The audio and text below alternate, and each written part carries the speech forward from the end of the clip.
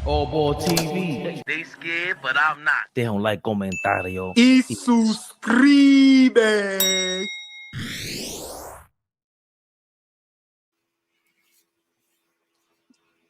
Yeah. We back in the building. It's been a while. Has it been? It's been less than 7 days, though, Flea.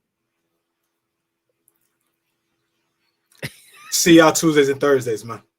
We live. Big Flea, the biggest show. See y'all Tuesdays and Thursdays. Oh, boy, why is he like that, man? Why is he like that? Hey, man. Football suckers. I ain't had a pill in a minute, man. Shout out to Dom. Dom Dropper was in the city. He was asking about that. Like, yo, what happened to AllBall's the mini hoop? So, yo, man, he still got it. He still got it all day. Come on, man. Because the Braves came in, he just lost something. Nah, he in a different bag, man. Full OG is different. In the summer, going into the fall, it's a different OG. He looks like he's 10 years younger, man. With the I'm not going. He does, man. He does. Some people look crazy with the braids. Don't let me get my braids back. Big me. That was nasty, Fabian. You try to sneak that in. Pause. Listen, he is an online joke. Big Meech. Meech, just get the Caesar, bro. That's it. And just take pictures. This nigga be taking videos and he be posing for the video. He looks worse than your man. What's your man? The agent for not Shador. Remember what's his name? Agent. Son. Who's son agent? Ace Bailey's agent. Oh man. You don't know what time it is. We got the family here. Nostalgic Nick, what up? Big Baby, what up? King Speech, Sean Wilson. We got the family here already. Come on, man. Sir. What up, Family's y'all? in the building. Long weekend. Hold on. Some people just skipping in and out of town. You know what I'm saying? It ain't just the head grown, it's the frequent flyer miles coming out here, Big Flea. I don't like this. I don't like his behavior. I don't like it. I love it. I don't like it though. How was Vegas? How was it? You know what I mean? How was the fight? AllBall, yeah. He was around my people. He almost got whacked out there. What was wrong with this dude? I know he had a lot of mighty media. I know he had all that around him. Oh, yes, yeah. So I was out there in Vegas for the fight, the mega fight. Yeah, that was crazy. I'm not even. That was crazy. I can say crazy. That. Yes, you can. I can too. I was out there for the fight. Oh, he can too. Hold on, he's mad Dominican. Super Dominican. He's as Dominican as DJ Envy. Two Dominican niggas. Oh shit. Oh no, wait. I'm sorry. Don't ever put me in the same sentence as DJ Envy. I'm sorry, OG. Nothing in common. Nothing in common. Nothing. And pull up on me if you want to. Yeah. All this 5 days to beat the flames out you, nigga. Oh, the beautiful, the lovely, the extravagant, the sexy. Tori B is in the building. Tori B, good evening. How you feeling this evening? I feel good. La.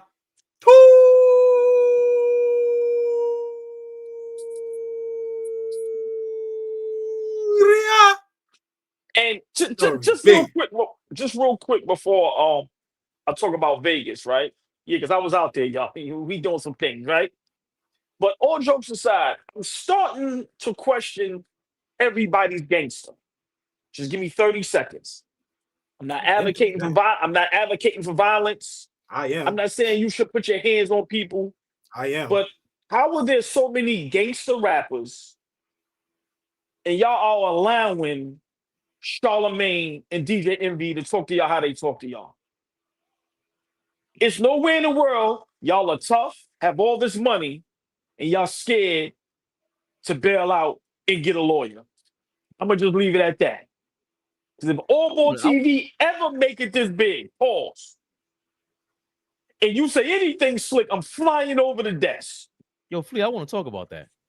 Hey, I'm Dame, Dame said he's gonna punch you, and he was dead serious. We can laugh all that shit up if you want. Like, nigga, I will punch you in your face. But Flea, it ain't happened yet. It didn't. Nobody. But hold. Go ahead. No. I'm just saying. I'm not tough. Don't want to be tough. Don't care to be tough. But I come from an era where just certain things we just not gonna play.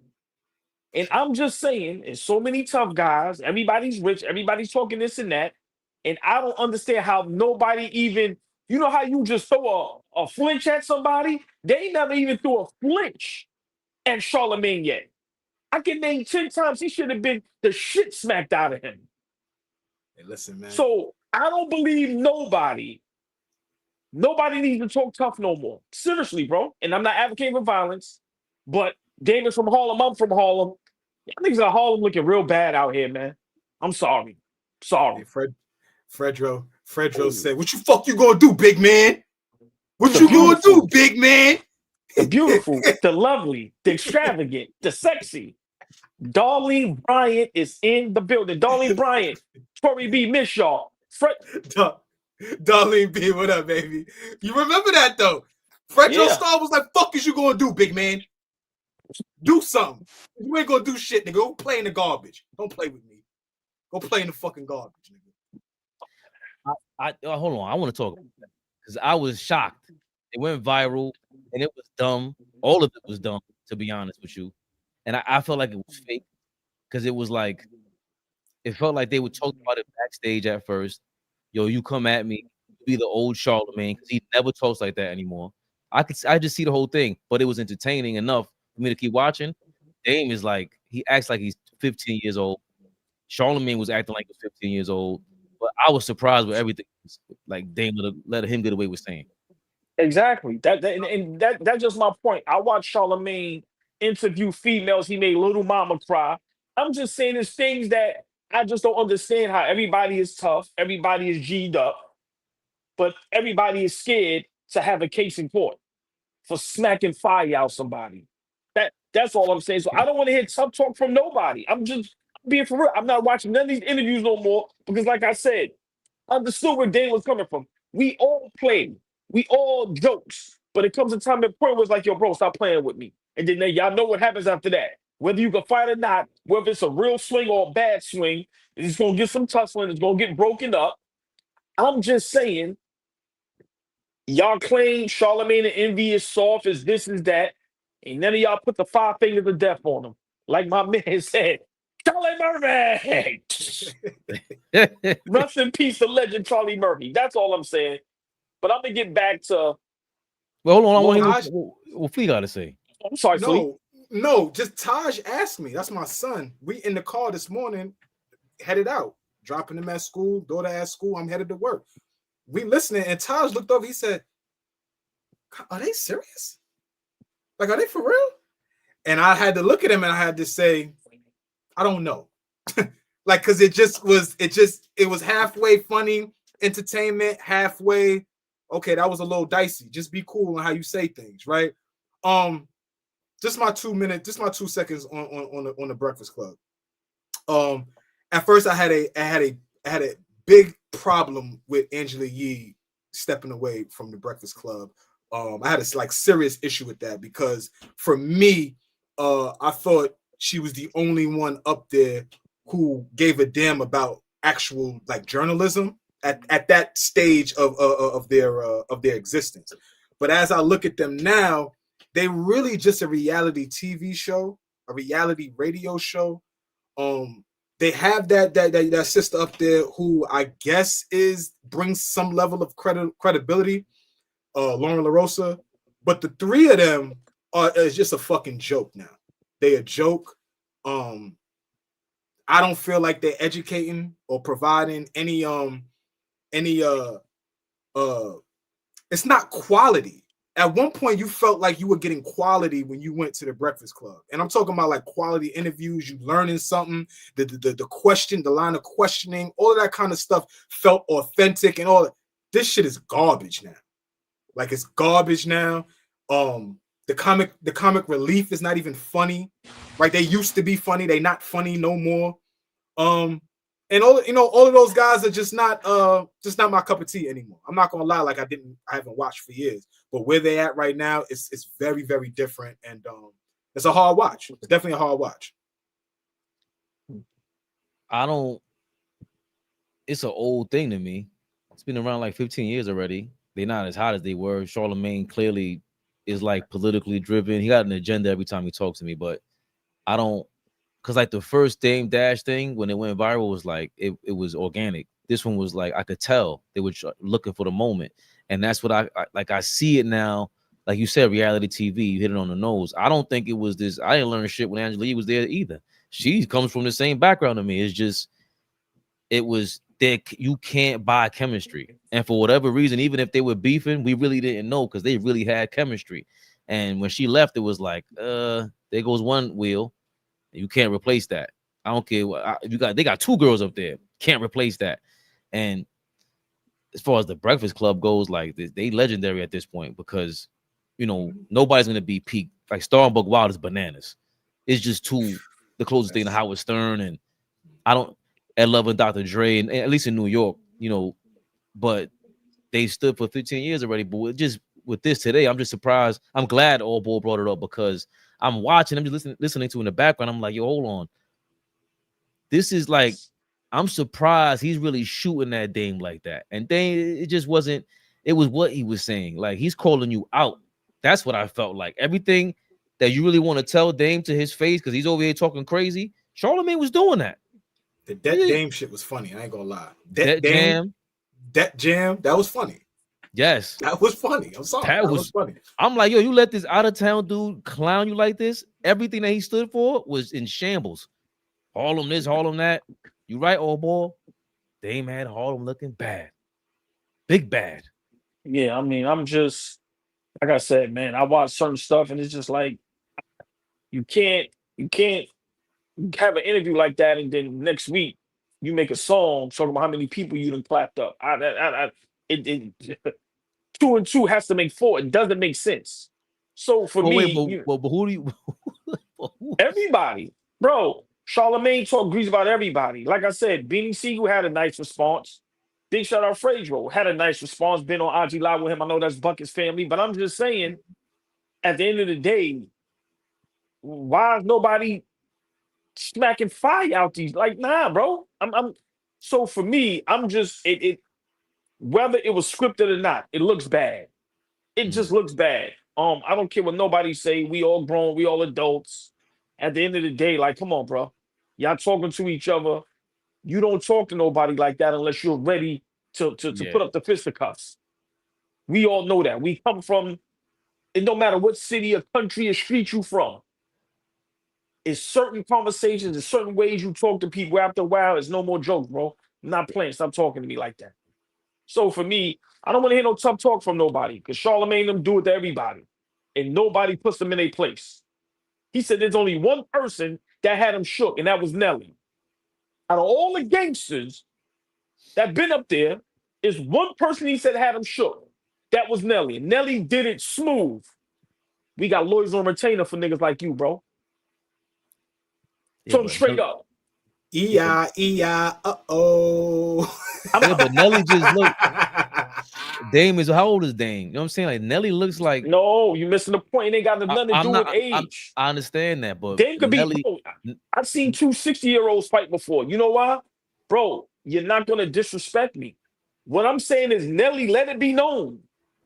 Yeah, we willing to go to jail. We willing to bail out. And we willing to fight the case. I'm saying all these everybody's scared of a lawsuit now. Everybody's scared of a judge. Everybody's scared of cuffs. But we gangsters. We the toughest niggas in the world. It gotta make sense. Yeah, but I love this OG. That's why I'm quiet, because this is my fucking energy right here. This is my energy right here. But I love this shit. Like, because niggas talk too much now. Too much. Nelly also looks the part to me. These guys, what are you gonna do? Even with Nelly looks the part. He don't look soft. And he was ready for Charlemagne. That's what I'm saying about Charlemagne. Like, what are you doing? Why does Charlemagne talk like that? So you got the same equal energy coming to you. Yo, man, check this out, man. Whatever you want to do, wherever, right now. cameras on or off. But They don't I'm just shocked that Dame ain't really smack him, to be honest with you. He should have got smacked. There's no Dame way not I'm like- leaving the building without smacking him. But Dame not like that. I think all three of us know that. At this stage right now, he not like that. So that's what's pissing OG off right now, is that like it called for that type of behavior, and Dame not that. Listen. I'm gonna leave it at this. And this is for me. This is how I know, and this is no knock to nobody. This is how I know niggas was never really in the streets how they say they are. Because you can even throw the fake swing, knowing you gonna miss. A fake swing. But do something. But we're not gonna listen, man. I'm just saying I'm tired. Now the fake swing is crazy. Bro, the fake swing is legendary, bro. And then you got your man that's gonna grab you Right. to make it look like it's really gonna go down. I'm saying let's try that. But we can't keep Flea. We can't keep letting homie just violate y'all. School. That's old school Y'all wrestling move right there. Y'all saw what Shaq did to Brad Miller. I don't give a damn what nobody said. That's a fake swing. I don't give a damn. Shaq threw some bullshit. Right. So when Barkley lifted him up, that was some other bullshit. I'm not fighting you. That was some more bullshit. Word. So Flea, my point is, you gonna sue me for like fake swinging at you and missing? I'm saying it's just social media, these platforms, everything is just getting too weird. And like when you really analyze it, yo, man, everybody looks crazy. I'm sorry. And we cannot be talking about how many bricks we sold, how many guns we carry, how many fights we done had, but you allow a nigga that we seen run on camera, talk to y'all crazy, disrespect y'all, make jokes about your personal life, and we ain't putting no type of fear in them? Nah, bro. Nah, I'm over all y'all. Not offending none of y'all. It's over. It's over. Now I was just gonna say real quick. Our guy Will put in the comments he just came out of surgery, but he's watching us today. So big shout out to Will. Oh man, big shout out Will, man. Get well soon, my brother. For real. Yeah. I'm glad everything went okay. And the knife is always serious. He said Shaq fool was off that day, Popeye. Yeah. But not today. What happened, AllBall? No. I want to talk about Vegas. Yeah. Before I get to the big fight and talking about Vegas, I'd love to hear y'all reactions to it as well. I got to give a big shout. Real quick, I'm sorry. Fleet, if you can, the IG, if you log on real quick.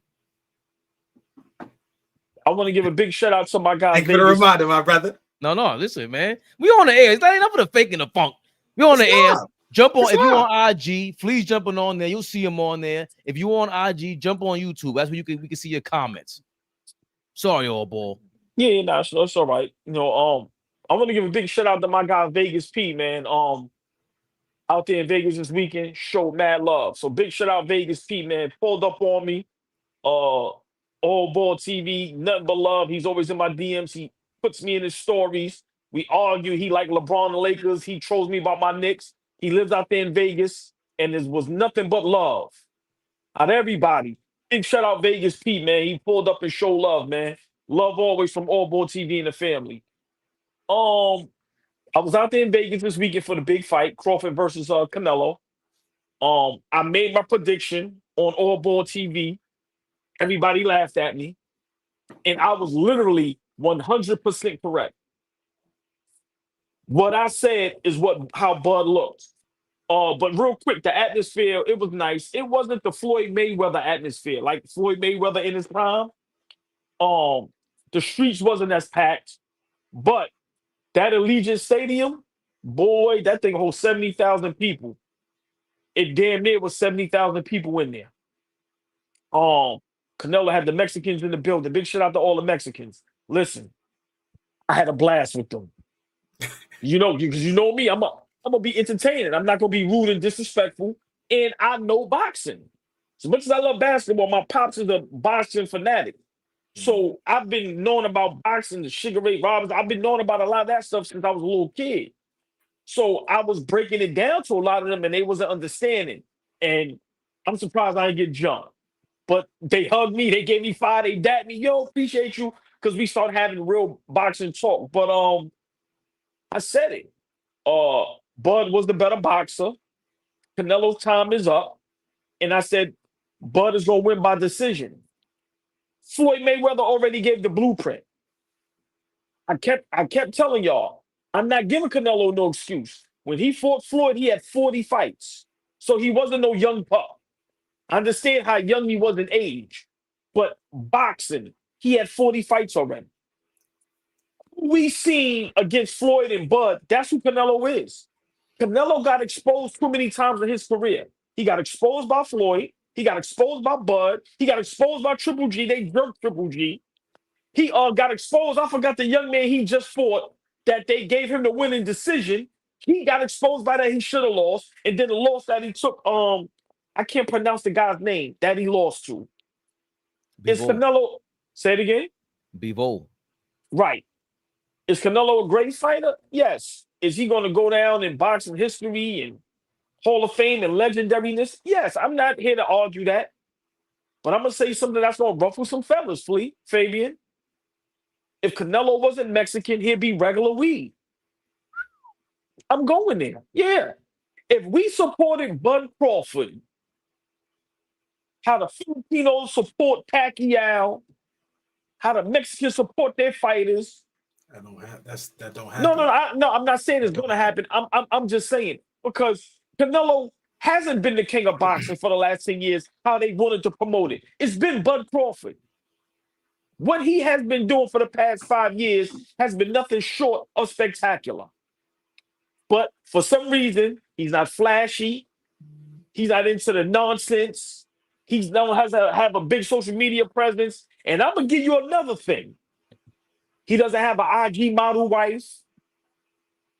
He has 5, 6 kids by the same lady. We sure and he's really... Yes, he has 6 kids with the same lady, please. Yes, outside, and she got tired of them, wanted to cut him. Right. You know what I mean? And please, I wanted to clarify. I don't know. I'm not. I just found out. Yeah, and he's from the hood. So at the end of the day, us as black people, you know, we don't support our people how we supposed to, because if we did, Bud Crawford would have been the biggest thing in boxing for the past 5 years. It wouldn't have took for everybody to see him beat Errol Spence how he did for people to believe. I've been saying this about Bud a long time now. The only problem I had was his promotion game. I used to always say, and big shout out to our brother in his corner boxing 24. We used to have these arguments. And I used to be like, yo, promoting in boxing is just as big as your skill set, right? And once Bud got away from his management, look at what he turned into. So Vegas, it was a great environment. It was a great fight. But for me, I think Canelo got exposed. Boxing is here. This is why guys like Floyd and Bud is so great. I don't think Canelo is a very smart boxer. That's just my opinion. And I think this dropped him down a very big notch because he got embarrassed. I watched it live. Canelo got embarrassed. A lot of the Mexicans were very embarrassed by Canelo. I'm talking about embarrassed, bro. He might have won 2 rounds. Maybe. Maybe. So for me, we got to start giving props when props is due. And I think we need to start having that uncomfortable conversation that people are afraid to have. I know Bud said what he said, but that's not how sports go. I know you don't want to be compared to Floyd. He said, yo, you know, I'm me. We don't have to have that conversation. Sorry, Bud, we do. This is what sports is, bro. Bud Crawford needs to be spoken about in the same breath as when we talk about guys like Floyd Mayweather and Roy Jones Jr. Yeah, I'm going there. And before we finish this topic, I'm going to give my prediction of what can make Bud Crawford top 3 greatest boxers of all time. Lee, what was your reaction to the fight? That was a giant reaction from AllBall. Top 3 fighters of all time. What a way to land the plane. No. I said before we finish this topic, I'm going to give a prediction that I think if he does this, he will be top 3 boxer of all time. I heard you the first time, AllBall. Flea, what is your reaction to the fight, man? Big fight weekend. Netflix, apparently, the Tyson Jake Paul fight pulled in $100 million. They only pulled in $40 million according to what I just saw recently on the internets. I can't believe that. But Flea, you were one of those 40 million because we were in the group chat. What's your Yeah, reaction? man. I thought the whole night was a night of like some really good boxing, man. I watched my man from Cameroon and Millie. What was his name? And Lester Martinez. Whoever was 2 fights prior to the main event. Them niggas, that was a slugfest. Yeah, like that was a real slugfest. It was the dude from Cameroon and one of them poppy niggas. But that shit was a hell of a fight. But the main event was an excellent fight. I thought it was a great fight, like just flat out boxing match. I thought it was a great fight. I didn't feel like everybody's talking about Bud was running. I thought Bud did an excellent job with how Canelo tried to command the ring. And what I mean by that is I watched Canelo all night cut the ring off for Bud. Just straight up kept cutting the ring off. And all Bud did was stand 10 toes down in there and box. All the heavy shots that Canelo was throwing, he was in there taking them. Because he took a couple. We could say what we want, but Canelo threw a couple of heavy ones, especially as the fight waned. He threw a couple of heavy ones. He came out one round and ran up on Bud. Didn't do that the entire fight. I think it was like the 7th round or so. He ran up on him and was like, yo, because he knew he had to bring it because he lost every round to start the fight, right? So I don't agree with OG with Canelo's not a smart fighter. I think Canelo overestimated who he is as a boxer today. I thought he thought he could get toward the later rounds and find a way to win that fight by knocking him out. And I don't, as strong of a chin as Canelo has, people don't talk about enough. Bud was in there taking licks. He was in there taking licks. So for him to be in there, stand 10 toes down, not run, and just have put on a master class of boxing, right? From a points perspective, from dominating the ring to even taking what the opposing boxer was giving him. Like I said, y'all saw how he was like just straight up cutting that shit off. We wasn't in the middle of the ring dancing too much. Canelo said, I'm gonna push you here. I'm gonna push you here. I'm gonna push you here. And he was still fucking him up. So great fight. I'm not a big Bud Crawford fan. I'm not a big Canelo fan. I just like boxing, right? So I love what they gave us. They didn't have to give us that fight, right? That's the other piece that I really like about this is that they did something that they really didn't have to do. Bud went up a couple weight classes, right? Canelo really didn't have to fight Bud. Neither one of them really had to do this. But the fact that they gave it to us is what I like about boxing, man. That's what I like about, y'all 2 niggas is the best of the best. We want to see y'all fight. Right? You were saying something about Bud, and for me, OG, I feel like it's the time that he fell in. Like you said, if he got backed for the last 5 years by us, the community, by the country, and we backed him the way that we loved on Floyd, Bud Crawford would be out of this world, right? But I just feel like he fell into a time where boxing was in a little bit of a limbo, right? We're trying to figure out who is going to take the mantle from Floyd, who is going to be the next big draw. Every time he signs up for a fight, we are going to be ringside or we're going to be right in front of the TV. I feel like he fell into a weird time. He beats the shit out of Errol Spence, and now everybody's like, oh, that nigga is for real. So extremely impressed by the way Bud fought the other night. And it was just a great boxing match. I enjoyed it a lot for sure. I don't know if Canelo really overestimated who he is. I just think he fought Triple G. Like, he fought a lot of guys. Even fought Floyd at 22. He had no business in the ring with him. Apparently has no business in the ring with Crawford either. But clearly. I doubt that, because I would like to see a rematch and see how he bounces back, because we've seen a part 2 against Triple G, and Canelo, I saw him literally change his style. I told Ant that yesterday. Shout out to In His Corner Boxing 24. What do y'all think, though, real quick before we move on? Because that's what I brought up yesterday. This thing where why does the community have to get behind, the black community have to get behind Crawford? It's Crawford's job and it's people's job, to what AllBall was saying, where people forget Floyd getting to that position. He was on WWF.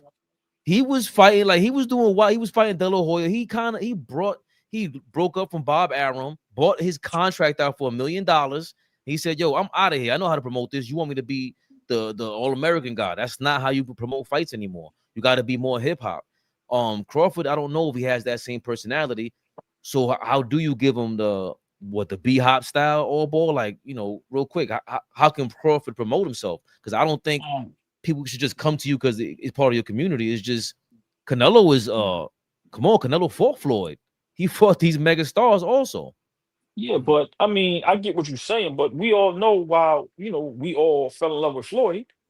Us as people, we attracted to the flashiness, the cars, the jewelry, the girls, just how he is, the cockiness, the arrogance.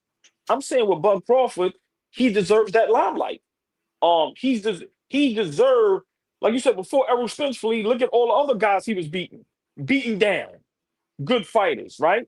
So it's like, just imagine if he's being promoted right on all the platforms, on all the. I'm not saying now be on ESPN and First Takes now. No, this should have been happening 4 or 5 years ago. He should have been on all the bigger platforms. He should have been spoken about more than Canelo. And remember how people was talking about Errol Spence before the accident. Remember, he was supposed to be the next superstar. So for me, I just think it was a thing against Bud that, I'm gonna be honest, he's too black. He's really us. And I think they scared of that and don't like that. Like I said, if he was flashy, if he had all the jewelry, and if he did all the nonsense that everybody in social media likes, it would be a different ball game. I think because he's not into that, people tend to forget how great he is at his sport. So I think we do owe it to a guy like that to talk about more, to put the spotlight on more, to be on all the big platforms and have those discussions.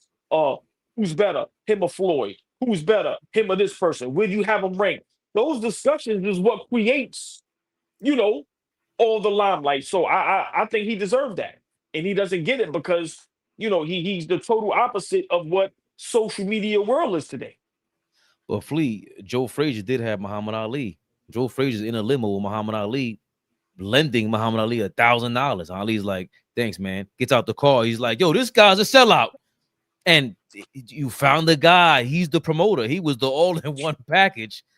So does Crawford need a Muhammad Ali, his own Floyd Mayweather Productions, a De La Hoya, a Golden Boy promotions? What can he do to really propel himself to this mainstream level?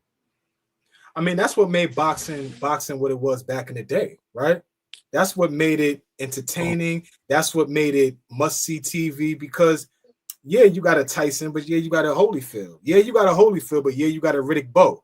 Yeah, you got a Roy Jones Jr., but you got an Antonio Tarver, right? Yeah, you got a, right? So, yeah, you got a Roy Jones, but you got Floyd, but you got Sugar Shane Mosley, right? Like, you had a Hagler, but you had Sugar Ray Leonard. Like, so what I'm saying is that these guys always had formidable opponents, right? They always had guys that you put both of these guys into the spotlight and they could share the spotlight because they're both polarizing figures. Bud is becoming that polarizing figure, but I don't feel like anybody is right there with him along his way as he's, on his rise, right? I'm looking at us, right? And us meaning us. OG said, we got to support Bud. That's just a whole nother conversation, OG. And we probably ain't got time to even dive into what the fuck the country looks like right now and why there's so much division and supporting this guy and supporting that guy. People from Mexico is going to support Mexicans. Filipinos are going to support Filipinos. If a nigga's from Nigeria, the whole fucking continent of Africa is going to be like, they support their own because they understand what it is, what that loyalty is. I'm from a certain place. Only niggas, we the only niggas, Americans. We're the only ones that got all this type of division and this, I like who I like, that I ain't gonna support him because I don't know. Some niggas are just blanketly supported because they are from Mexico. Or they Puerto Rican, so we're gonna rock out with him no matter what. I don't even care if he's good or not. We still gonna support him. We don't operate like that. It's never gonna be like that. We fighting about LeBron James and Michael Jordan. You know what I'm saying? Like, that's what we arguing about. Are they arguing about, is Miguel Cotto a better fighter than Oscar De La Hoya? The Puerto Ricans don't give a fuck. They just like, we love our boxers. So that's what I'm saying, man. Like, it's like, it's a little different for us on how we operate as opposed to other countries and other sects. But Fabian, real quick, just to respond a couple seconds. Great point, both of y'all, right? But the LeBron Michael Jordan, to me, that's a great that shows the support that people are giving LeBron to put his name next to Jordan, to where now it makes you bigger than life, which LeBron has already been, right? I don't know how big a pause you can get than LeBron, but I'm saying just imagine if the Bud Crawford compared to Floyd was 4-5 years ago, which it should have been. People are scared to have those conversations for whatever reason, right? But I know we can stay on this, and I'm going to get us out of here with this. This is how I think Bud Crawford could be top 3 greatest boxers of all time. You just beat Canelo. I wouldn't give Canelo a rematch. I washed you up already. I want to do something that people, y'all think what I just did, nobody believe me? Go back down to 160 in 2026. You find a formidable opponent. Whoop the brakes off of him, right? And in 2027, you go back up to 168 and you announce, I want Benavidez, the Mexican monster. And you beat Benavidez. Why don't you fight Benavidez now? Nah, Benavidez. No, listen, hold on. No, we got to build this thing up. We got to build this thing up. Please, remember, it's a business. It's a business. Benavidez, that's a big boy. And I'm talking about height. That's a tall nigga. Listen, that's my point. All fine and dandy. If that man in 2026 goes down to 160, whoops somebody out, then in 2027, we have another mega fight, and he meets Benavidez at 168, and he beats Benavidez, he's top 3 boxers of all time. I'm not arguing with nobody. To me, if I'm in his camp, and that's when you retire, and that's when you get the big bag, the $50 million purse. Because remember, he took a pay cut on this. He said, I'm doing this for the culture. The Benavidez fight, you build that hype. What did Canelo get? Did 100. Canelo get $150 or 100? Right. Yeah. Bud got 10. Okay, I didn't know that. Right. So my point is, if I'm in Bud's corner, which I'm not, but if we want to do something that we talk about shock the world. Wait. Bud got 10? And maybe lies, but yeah. So I don't know if it had anything to do with the gate or things of that nature, but I know he got the short end of the stick. And he said, I'm not doing this for the money. These were his words. It says Canelo's reported to reportedly earning anywhere between $100 million to $150 million, while Crawford is stated to be paid $10 million, but up to $50 million if you count pay-per-view points. So somewhere between $10 and $50 million. Either way, that's a quarter or a third of what Canelo got. Yeah, great points. I think you have to build up if you're Crawford, especially to pass along, the best of your time crown. And Ant was talking about. I think he said no to Boots already. Boots Ennis. Yeah, ain't no money in that. I would say no to that too. Okay, so you would go to the guys with a highlighted name already. Fabian, listen. You gotta remember. I'm just saying, for me, Boots is a great fighter, and me and Ant, we used to have these arguments. Crawford is at a point in his career where it has to make sense. Well, I'm being honest. That Vegas shit, that thing was almost sold out. You think 40, 50,000 people was going to go see Bud Crawford versus Boots? No. But if Bud 2027 goes, I want the Mexican monster, who everybody been ducking. And like you said, Flea, bigger fighter. We already know niggas are scared to death of him. And if he go in there, and that nigga hits hard. He's Flea, a heavy, like that nigga hits hard. And if he goes in there, and that's another mega fight with another great boxer that got a whole country behind him, and you go in there and you whoop him, I that'll think be for 50, right? And that might be for 50. 50 it might be for 50 and oh, because what is he now? Oh. No, he's 40. He's like 41 and all. He's like 40. Oh, okay. I don't know why I thought. I don't know why I thought he was like 47, and then okay, it's still early 40s. Okay, I think that's something else that we haven't talked about with Floyd, where again he fought these mega fighters from these countries. Ricky Hatton, God bless his day, he just passed away the other day. Wow. All Rest in these guys, peace. Oh yeah. yeah, Ricky had just passed. Word. Wow. So like you said, Manuel Marquez, even Cotto, even De La Hoya, these guys that, like you said, the countries behind them. Pacquiao, he built that thing up. He had the Pacquiao thing lurking for a decade, bro. He said, you know what? I know y'all want that, but I'm gonna do what I want to do. So I understand both sides of the Floyd controversy, but the way he built up the $100 million every fight, that was bullshit. It could not enough of you niggas hold him accountable for that. That was bullshit. A lot of people he do. Should have been for Pacquiao. A lot of people are saying he ruined boxing because of it, but my point is that it's still a way when we compare him to Floyd. Floyd in the modern day, nobody made more money than him in boxing. And if you're gonna do an inkling of that, I'm just trying to figure out a way for Crawford to do it. And I think AllBall spelled it out perfectly. You got to fight guys that have the country behind them because you need the U.S. behind you. You know what I'm saying? Like that just is just boxing is tribal. Fighting is tribal. That's just what it is. UFC got that thing on smash. Fighting is tribal. Yes. Come on. I love that, baby. 1,000,000%. Speaking of tribal. Smart. You're a little smart. A little bit. Well, my next topic. No. Oh, shit. Nah.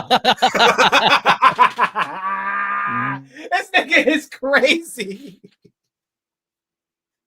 Yo, they're gonna cancel us Ray, today, you gotta baby. chill, bro. It's your You fault. gotta relax. Listen, it's tribal. And if it's this football, is this his football?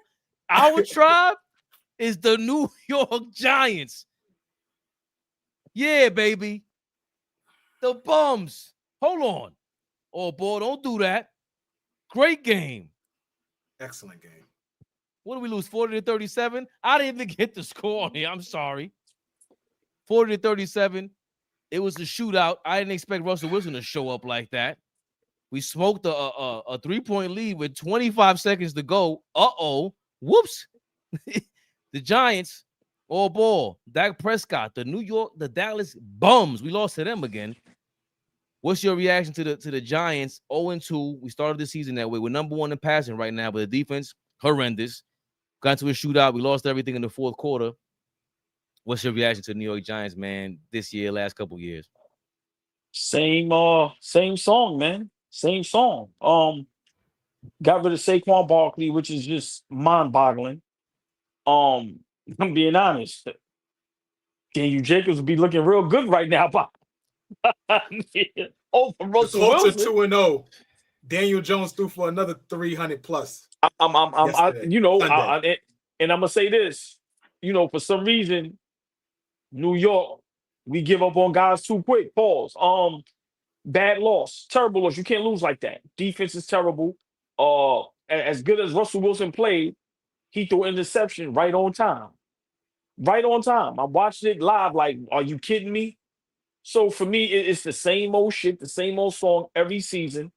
The coaching staff stinks, and the football team stinks. Simple and plain. There's nowhere else to put it. Once again, we're going to be starting from scratch coming up next season. I already gave up. I'm not even investing nothing in the Giants no more this season. Not wasting my time, fellas. Trash. Flea, what is the countdown to Brian Daboll getting fired? 0-2 again. What's going on here? Yeah, by Thanksgiving. by Thanksgiving. Might be before that. Before Christmas, something like that. But I'm not as down on the Giants as OG is. That was a tough loss yesterday. That pissed me off. Russell Wilson had an amazing game. I haven't seen him throw the football like that in a long time. Since Seattle. Malik Neighbors is a fucking dog. We have a wide receiver one on our team, a guy that demands the rock, and you better get that shit to him. Love his route running, love his hands. He's a physical receiver as well. So I like that kid a lot. I just don't like that, we haven't beat the Cowboys in Dallas in over 10 years. We haven't done it in a decade. Last time we beat Dallas was Dak Prescott's home opener as a rookie. So put that in perspective. The last time we beat Dallas in Dallas, right?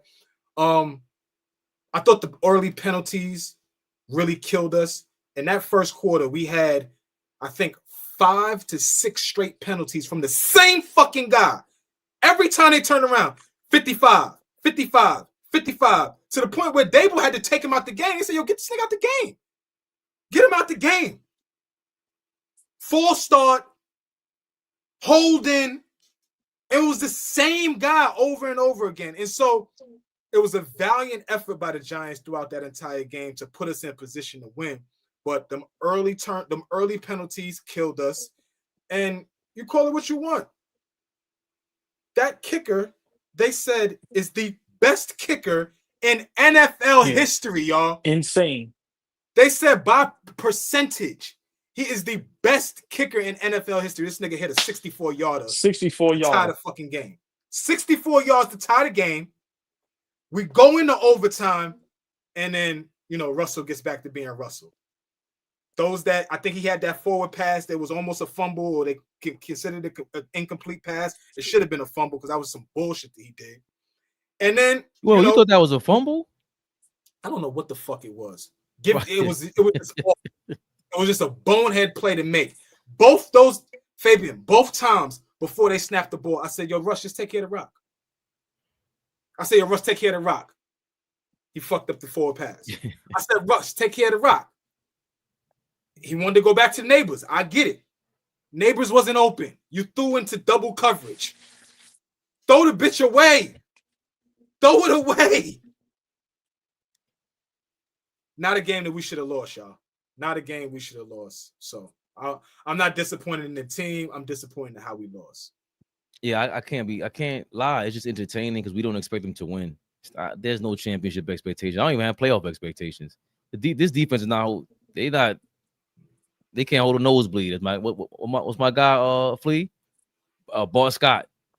Can't hold a nosebleed. Like throw Jackson Dart out there right now and let him get his licks for the rest of the year. I was gonna ask you that. Let him get his licks for the rest of the year. Nah, how he gonna learn? Because that they don't even know what to run. Their ball is horrible, by the way. He's bad. Then your offensive line ain't even set yet. So how you gonna have to throw a rookie in there? This ain't.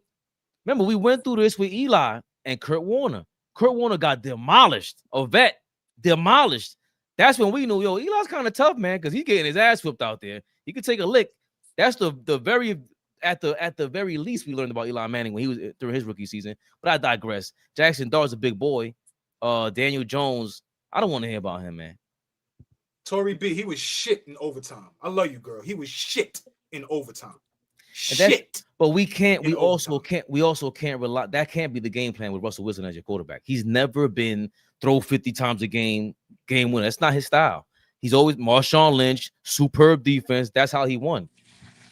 Fabian, we're gonna expect this dude to throw for 400 yards next week, 450 yards next week. But he's leading the league against right Kansas City. We got Kansas City next week.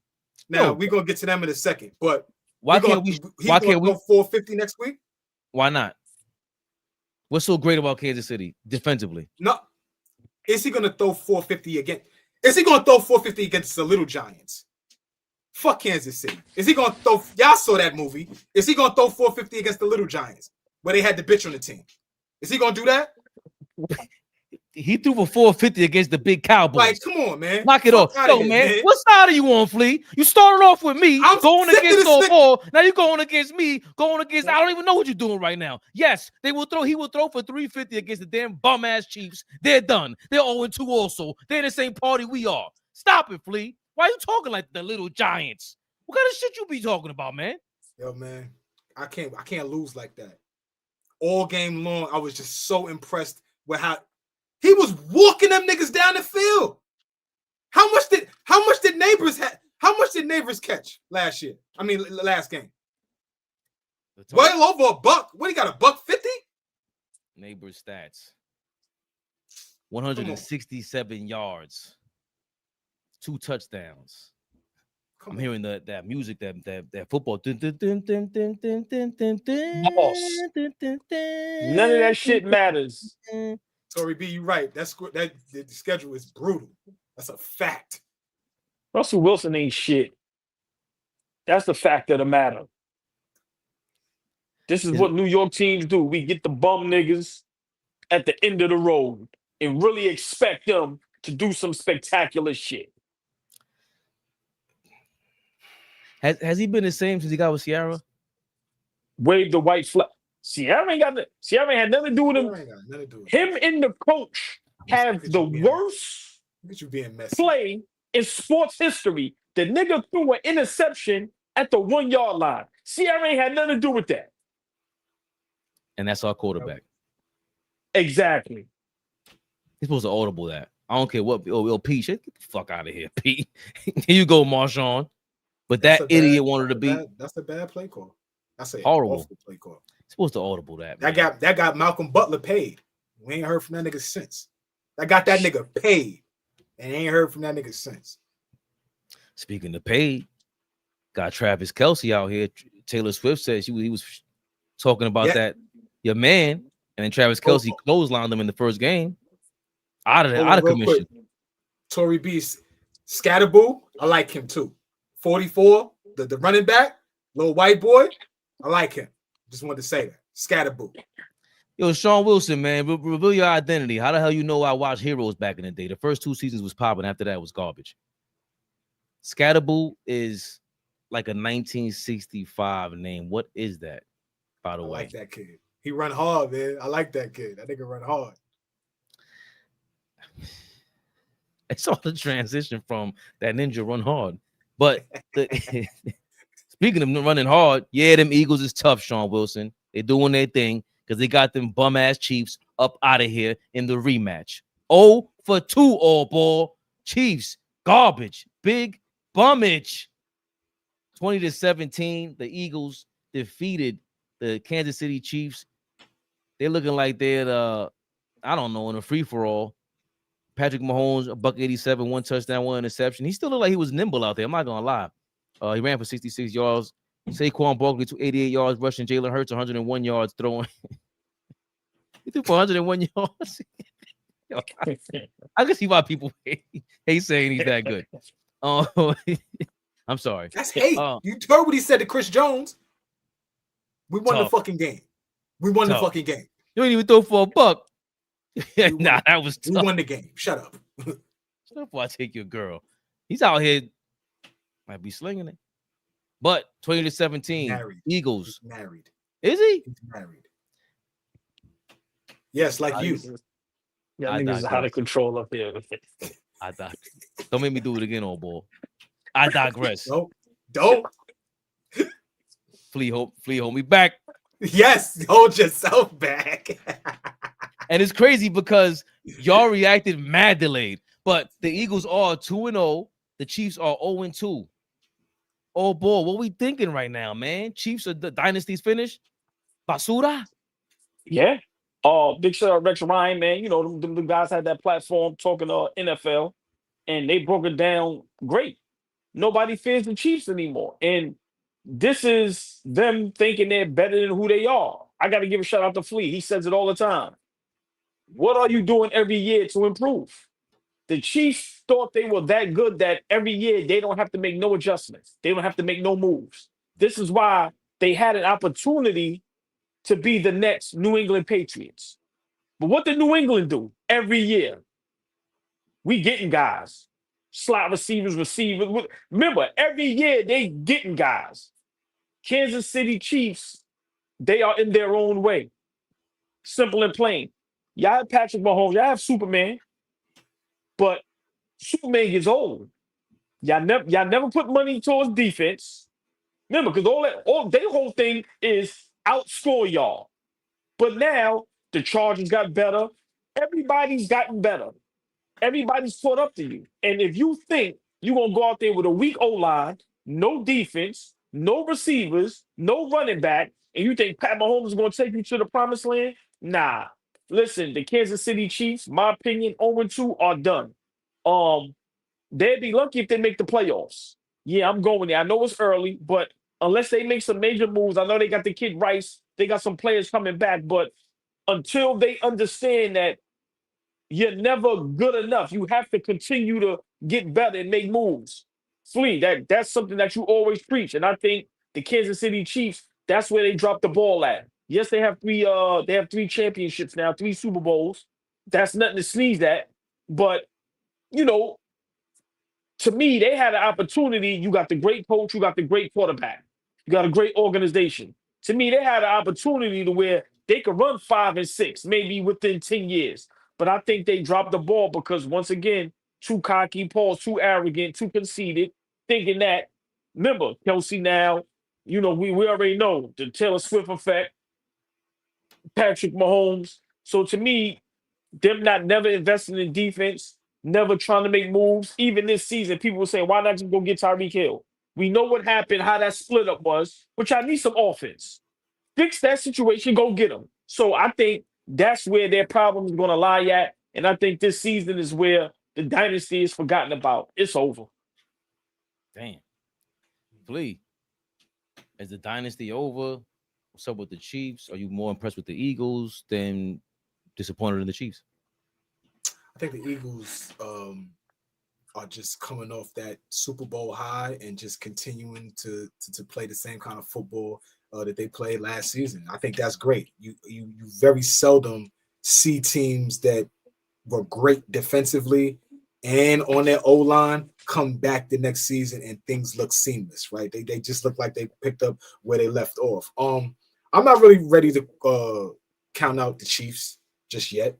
You know, we talking about a team that's won the AFC how many years in a row now? What is this, like 10 years in a row? Yes. Something 6, crazy. 7 years. Like, it's something insane where they are always the last team standing. You know, once the NFC is it comes to a conclusion. So I'm not ready to put the turn the lights out on them yet. You know, I do remember the Patriots going a whole decade without winning the championship, and they was able to find their way back. People don't remember that Tom Brady went 10 years without winning, right? There was no real smut put on his name for 10 years. Somebody had a child and they turned 10 before he won a Super. Like, think about how long that is, and they didn't win. And they're still talked about and revered as a dynastic level team. So Chiefs got some work to do, though. Chiefs got some work to do. They have not looked the same since that breakup with Tyreek, like you said. That high-powered offense that they had at one point, you know, it just started to show how great Patrick Mahomes was, right? Because they was able to win without Tyreek. So it says a lot about him. Obviously, Travis Kelce, in some people's eyes, is the best tight end of all time. For me, obviously, is 1, 2, or 3. He's up there. We could talk about that another time. But I 100% disagree, but we'll talk about that another that's time. Fine. Yeah, that's fine. That's fine. But he's not even top 5. Oh, you bugging. Makes 2 of us. Yeah, you bugging. You bugging. Give me your 5. What the fuck you talking about? Give me your 5 tight ends that are better than Travis Kelce. Listen, you I ain't scared of you. You ain't gonna yell at me. I mean, I ain't answering. Tell me. Gronk ain't a maybe. If he's healthy the whole time, he's the best ever, bar none. Okay, Gronk is one. There's an argument between him and Shannon Sharp. He's better than Shannon. He's better than Shannon. It's an argument. He's better than Shannon. He went to 2 different teams, got 2 different Super Bowls. He was still tough at like Kelce's slowing down. Kelce looks like a 40. He's been looking at 45 for like 5 years already. Shannon Sharp. Kelce slowing down after winning 3 Super Bowls. But hold on. Tony Gonzalez started off not even being able to catch the ball. Who was his all-time quarterback until he got Joe Montana on the same Chiefs? Tony Gonzalez, who could yam it on that field goal and the damn. I don't think, if he Antonio Gates is great too, but Kelce, there's levels. Kelce is on that level. Y'all don't have to like the nigga because he's in this era and he's not a part of all the. But all the niggas y'all naming right now will tell you the same thing. Yeah, Travis Kelce at a different level because he can every block. Nigga you named. He's fundamentally great as a tight end, but in terms of he got Gates beat on that. In terms of more, he can block and all that. Gates is more of a wide receiver type tight end. He's one of the first super athletic tight ends. But for sure, he's a basketball player, right? But Tony Gonzalez of the world, these guys, there's several. I think that's a different class. The Gronk, Tony Gonzalez. I think he's in the Shannon Sharp conversation. I'm trying to think who else is out there. If Jeremy Shockey's dumbass, Tony Gonzalez a better tight end than Shannon Sharp. Yeah, he's more consistent. I don't. I don't know if I agree with that. But okay. He never. Oh, Tony Gonzalez never. Remember, I think he led the league in catches one year. He never had. He was never on the same Baltimore Ravens and all that. Tony Gonzalez was crazy, and he blocked. Shannon Sharpe ain't blocked like that. Who was Shannon's quarterback? And Trent Dilfer? Dilfer? Flea. Who? Okay. Dilfer? Oh, wait, stop. Trent Dilfer. Horrible, right? Now let's rewind. Who was Shannon Sharpe's quarterback his whole career before that? I didn't talk about that. I know. Because you tried to say, oh, he went over to Baltimore and got. Nigga, he went to Baltimore and they had the best defense in the league. I agree. And they probably have one of the best defensive ever. And scored an 80-yard touchdown in the championship. But that's all of him. Trent Dilfer ain't do none of that. Dilfer. But who else you had in mind, old boy? I was just going off the cuff. No, but we'll talk about it another time. I'm not gonna let Flea bully and poke me into answering that. Yeah, nah. Listen, Kelce is good. I almost got it. Kelce is good. I just think, when it comes to football, the conversations, when it comes to GOAT status and greatness, the Super Bowls don't matter. I kind of like that with football, right? Because look at a guy like Tony Gonzalez. That's definitely top 5 tight ends all time. He ain't got no championship, no Super Bowl. So I think Kelce, it could be made a case, but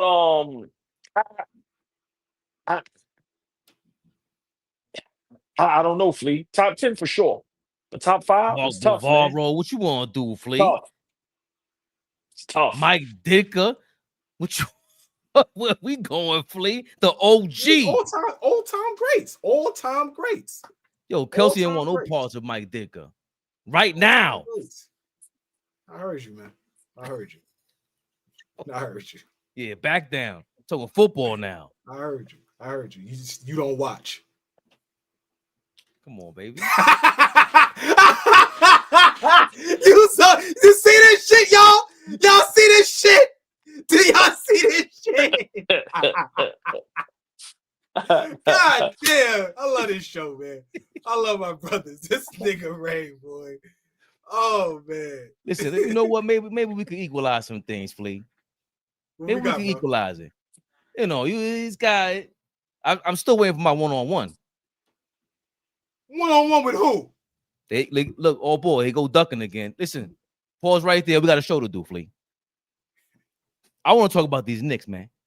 And when I mention Knicks, I need 30 seconds. There's a lot of niggas, right? You included. There's a lot of niggas that think Flea washed. I'll be getting text messages, niggas jumping comments on social media, all that type of shit. Maybe I gotta make an example out of some of you. I don't know yet. But niggas is talking too fly, too comfortable.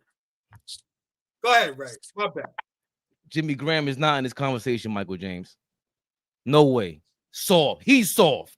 Soft. Put and pop. Kellen Winslow Sr. Definitely. The daddy. Yes. Yeah, the daddy. Kelly Winslow Jr.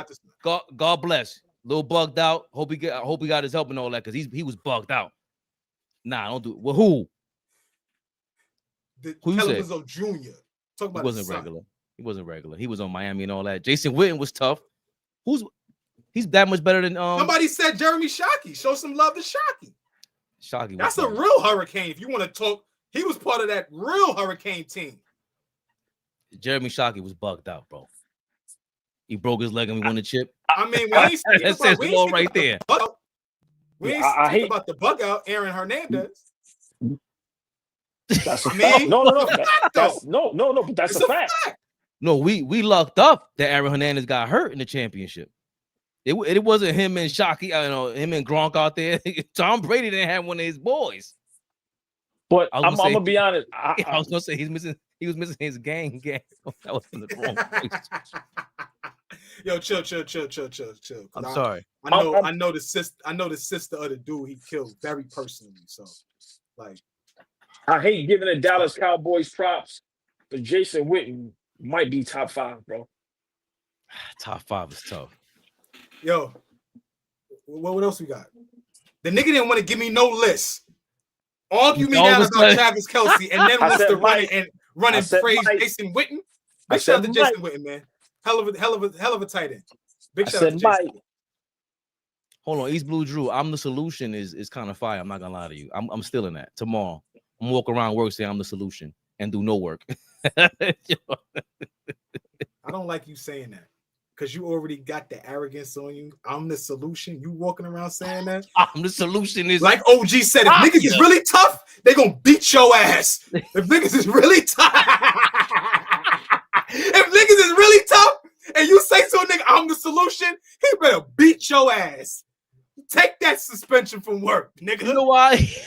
You know why I hate Flea for real, boy? Because I hate beat your. Why do you say it with such emphasis? You talk about me being arrogant or whatever the fuck you call me? Shit, man. Oh shit. Oh, what's up with them Knicks, man? Knicks Rehab. Knicks Rehab, y'all. It's 9:15. Speaking of work, what we talking about? Flea. Oh man.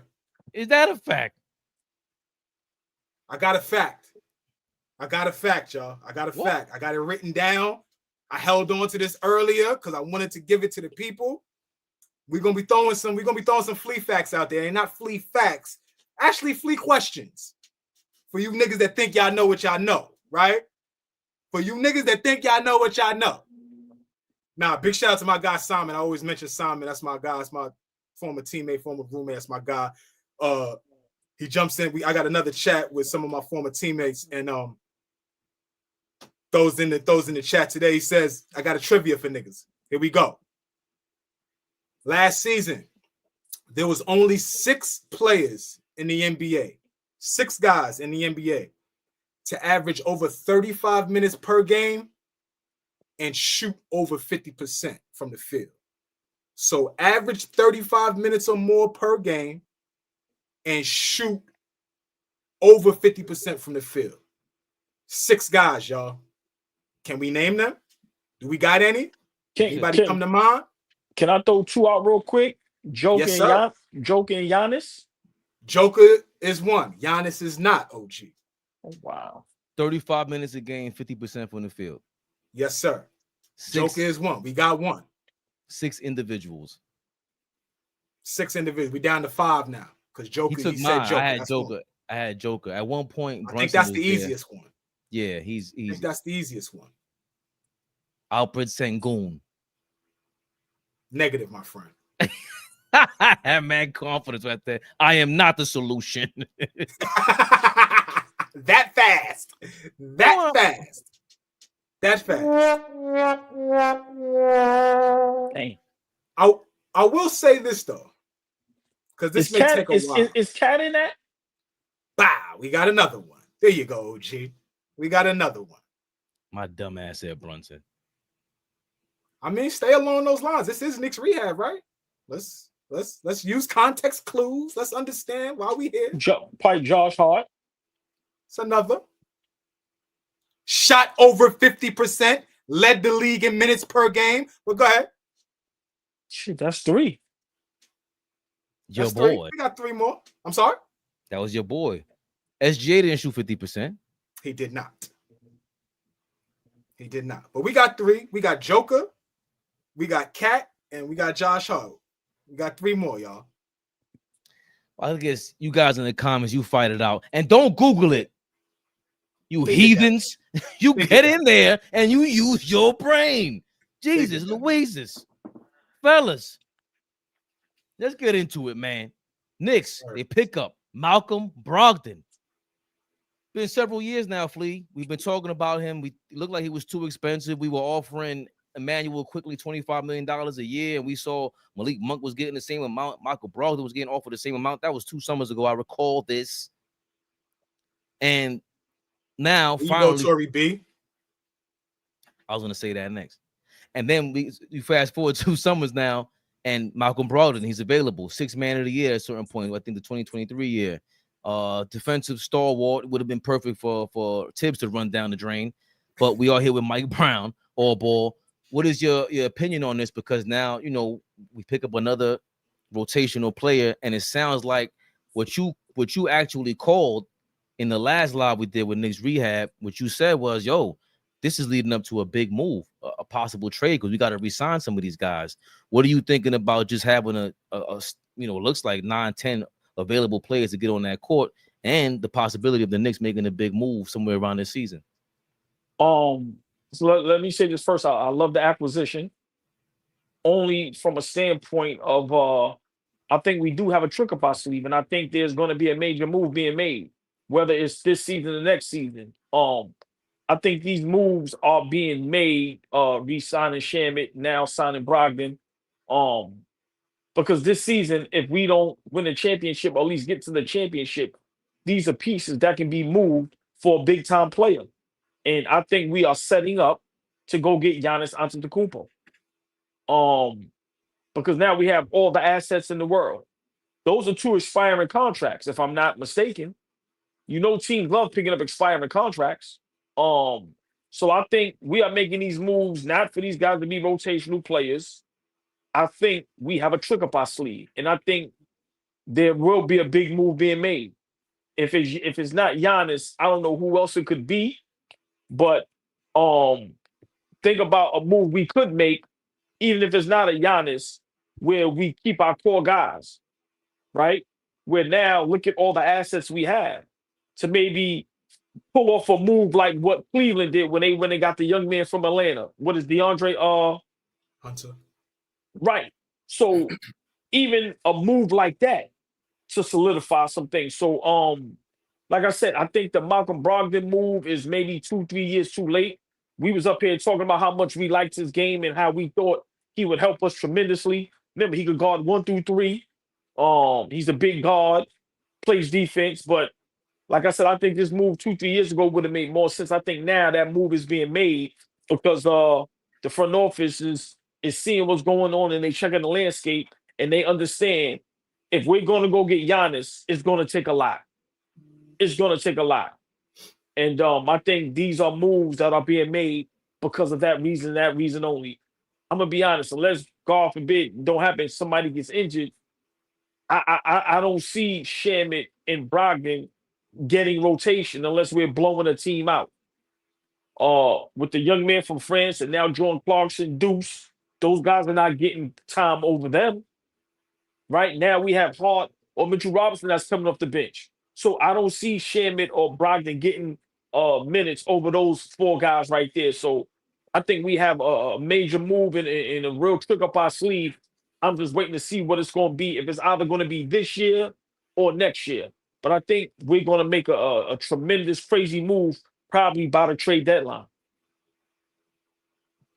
Lee, what's your reaction to the Knicks getting Malcolm Brogdon and the possibility of changing the roster up again?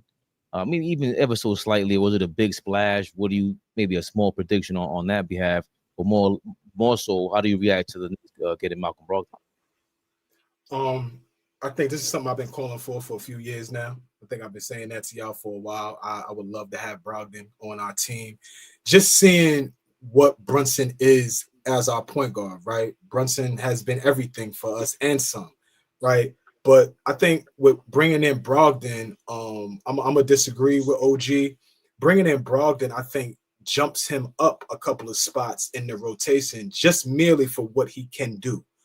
When you get a guy in the game that can actually take the ball out of Brunson's hands, we haven't had that since he's been here, right? We haven't had anybody else that we could say, hey, give me the rock, let me orchestrate, let me get guys involved.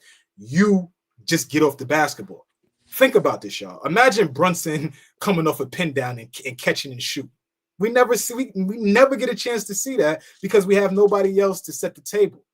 Imagine Brogdon getting 1 foot in the paint, being able to spray out to shooters in the corners, whether that's Bridges or OG, or getting into the paint and having a dump off for Cat to get busy in that short corner area, right? The dunker spot, right? Imagine Brogdon just being able to be in the game and run offense to get Brunson open, right? Where Brunson is catching 2 dribbles and get into his shot, or 2 dribbles to the basket, or 2 dribbles or no dribbles and just catching and shooting, right? For me, it just opens up so much more for what the Knicks can actually be and how we can attack teams this year that we've never had. We've never had another guy that could really orchestrate offense for us besides Jalen Brunson. So I think it's twofold. I think it sets us up to be really good this year, right? But if we hit that wall where we can't beat whoever is out west, right, then that sets us up to say, hey, we got some pieces or we got some things that we can move around to make a big splash. But for me, it was all about depth. It was all about, right? Like my whole big thing was, you know, we argued to the end about Tibbs, right? Where's he going wrong? What is he doing, right? And my whole thing was always Tibbs didn't have a viable bench to go in. He had guys, but he didn't have a Clarkson to look to. He didn't have a Brogdon to look to. He didn't have the ability to have Josh Hart come off the bench, a Deuce McBride who's a couple years older now, right? He didn't have that at his disposal.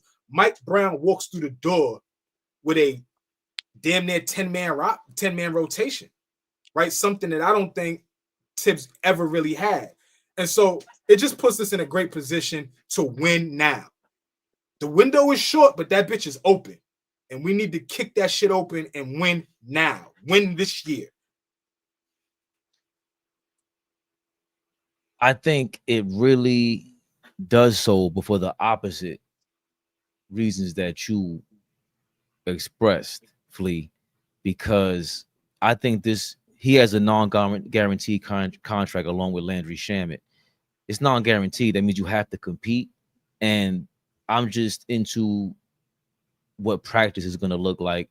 I don't really foresee him being having any heavy minutes to get Jalen Brunson open and kicking it out. Like, that's not really his game to me. I don't see him, you know, really being that much of a playmaker for us. I see him being a professional, how you always speak to, Flea. We need that guy to be taking the 10th spot seriously. We want competition from starting lineup center to the 15th man on the roster. And also with the non-guaranteed deals, it does open things up for a possible deal in between the season. And we're giving people roles. Deuce McBride, you ain't gonna be backing up no damn Landry Shamet and these guys. I know we flirted with that. We want him to shoot for Josh Hart and possibly get into the starting lineup sometimes because OG gets hurt, Brunson gets hurt. I don't ever see Malcolm Brogdon starting.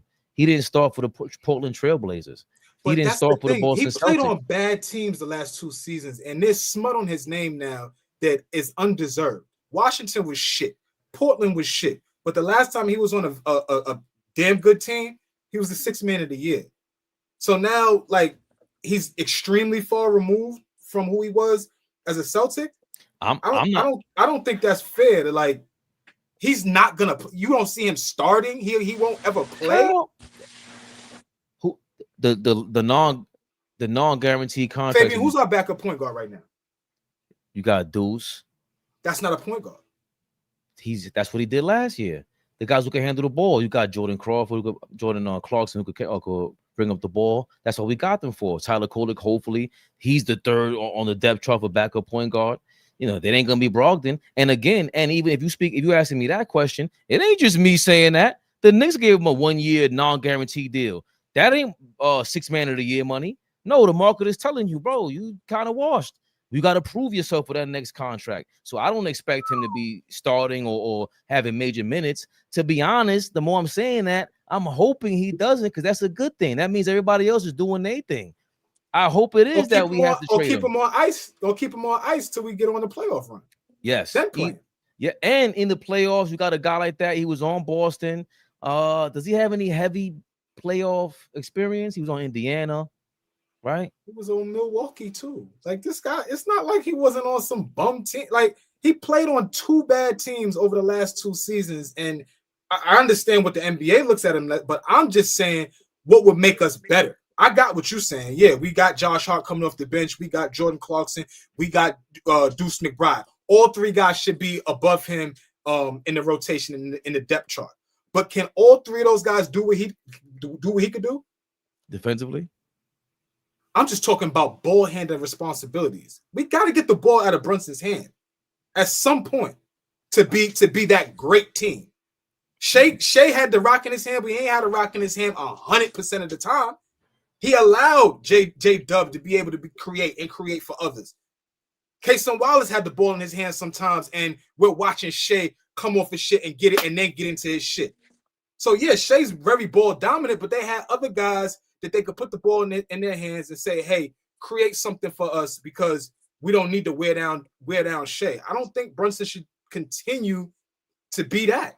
But we agree with that. We agree with that part. I just don't think Brogdon's going to be the guy to supersede Kolek, Clarkson, and Deuce McBride. Like I can't see that. And even if that's the case, I don't want him to. From what if he's as good as 3 years ago, then this is a different story. And I think Deuce and these guys are in trouble. If it's that guy for 80 games, then forget about it. But you know, we were praying for OG to have 82 games last year. We were praying for Carly Towns, Mitchell Robinson, all these guys, OG Anunoby to have 82 games last year. We know we ain't got to worry about our guy Bridges, but you know, Brogdon, this is a for real thing. I don't know if he's reliable like that. You know what I hate about you two? You guys be cooking up the fantasy world. That's the shit that I'll be arguing with. Y'all will do a projection on some shit that you think should happen. I'm like, yo, I'm going by what I already saw, what I felt out, what I already seen happen. This motherfucker can't play. You got a new coach. You got a new coach. So if you think you got a new coach, so everybody got to earn. Everybody got to earn what they earn. Everybody got to earn what they earn. Not named Brunson and Cat. Everybody got to earn what they earn. On a 1 year non-guaranteed deal. That's what they could afford. No, I get that, but my question is: so Deuce signed for that much, Jordan Clarkson signed for that much, and then Brogdon has a shot like they do. But hold on. There's one thing I agree with y'all both. I think a guy like Brogdon is going to be able to help us out in the playoffs. This year in the playoffs, we seen what happened with that short rotation that we had, and with guys that couldn't play defense. Brogdon shut his ass down.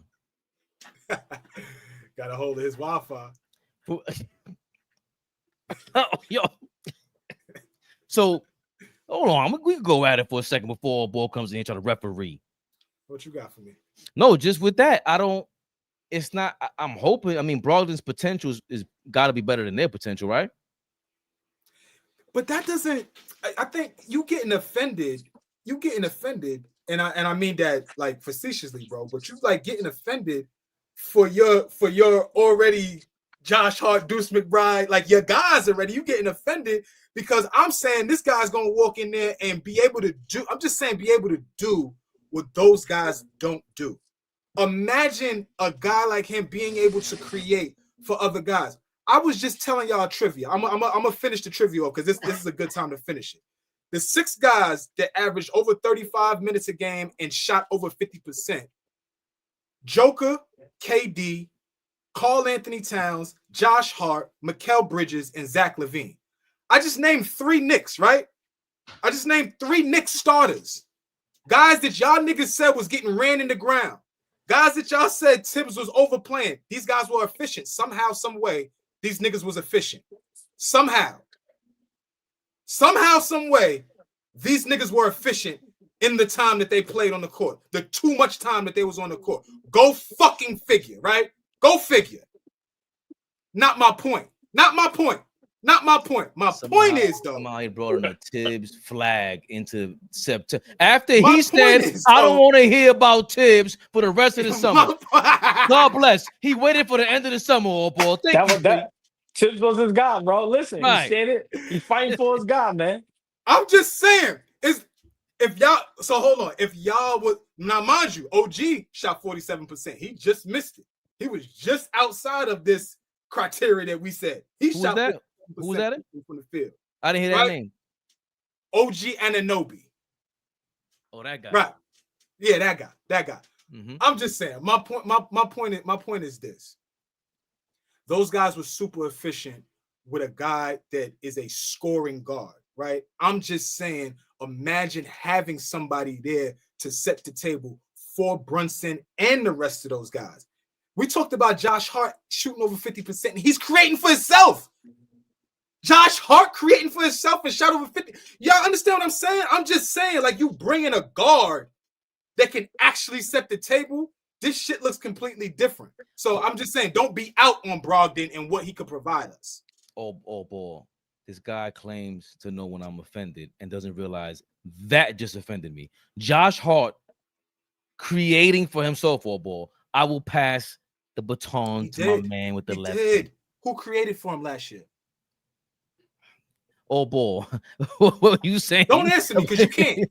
Don't answer me because you can't. He was going off offensive rebounds. That's not when you say that's what I'm saying. Creating for himself.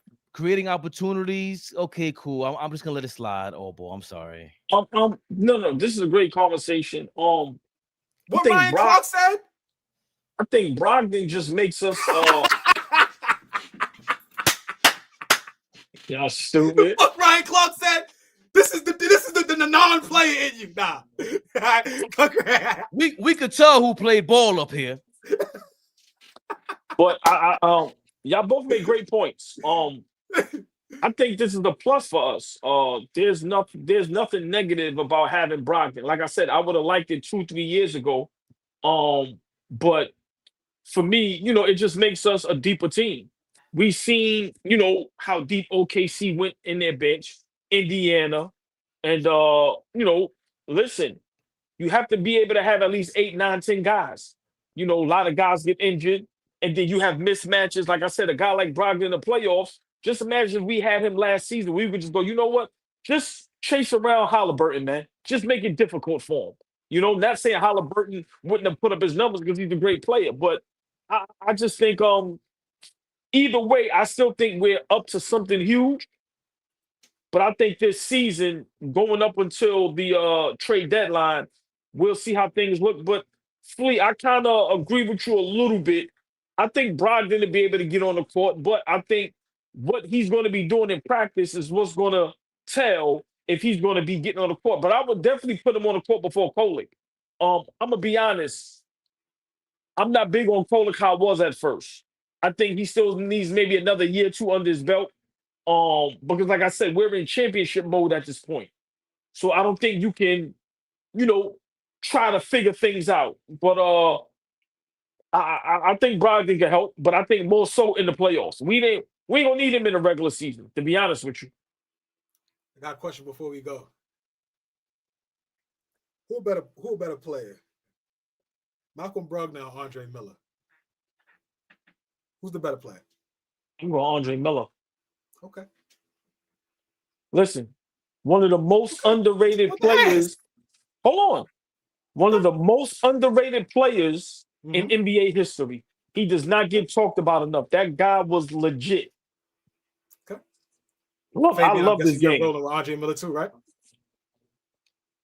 Brogdon's obviously more talented. I think that's the thing. Who's the better player, Fabian? First of all, I'm answering the question the way I want to. I'm sorry, sir. I'm sorry, my brother. The non-basketball players, we gonna speak up and stand up to you bullies. You drill hooper bullies. You niggas is bullies. I'm taking y'all out. I'm the solution. Okay, I see what you did there. But that's what I'm saying though, Fleet. Brogdon is clearly more talented than Deuce. That his potential, his skill is not in question. It's really the injuries. Can he stay on the court? To bring up someone like Andre Miller is like Andre Miller could never D up like Brogdon ever, but he can control the tempo. He can run the offense. He can be a pure point guard. But Brogdon, if we're talking about can he stay healthy for 82 games, can he give you 25 minutes, 20 minutes a game for even 70 games? That's a different guy. But I just don't. You know what it is? Like I said earlier, I don't expect that. You expect this from him. Your best case scenario for Malcolm Brogdon is what? 65 games, 20 minutes a game? Like, what do you see him actually playing? I see. I just said it to my man earlier today. If you could get 60 to 65 games out of him, and we talking about 15 to 20 minutes off the bench, 12 to 15 minutes off the bench, if we talking about certain possessions in the game where you don't have Cat in the game. Let's say you don't have Cat in the game and you run a backcourt, which is a smaller backcourt, but we forget Brogdon's a 6'5" guy. He's not a little guard. So let's say you run out of backcourt with a Brogdon and Brunson, right? For spells. We're talking about 3 minutes at a time, something like that, where you don't put Brunson in a position where he got to guard, some of the heavier guards. And I'm talking about heavier, meaning the guys that really get after it on him, right? Let's say we roll that out there and we have Brogdon out there on spells like that. For me, I would just love to see Brunson off the basketball getting quicker shots. We know that he could beat his man. It don't matter who's on him. He's going to kill you. But I would love to see him get open, like wide open. Imagine Brunson catching the ball and being wide open and not have to dribble, not have to break his man down, nothing like that. I just don't feel like other guys on the team, aside from Brogdon, could put him in that position. We even put ball handling responsibilities in Bridges' hands last year.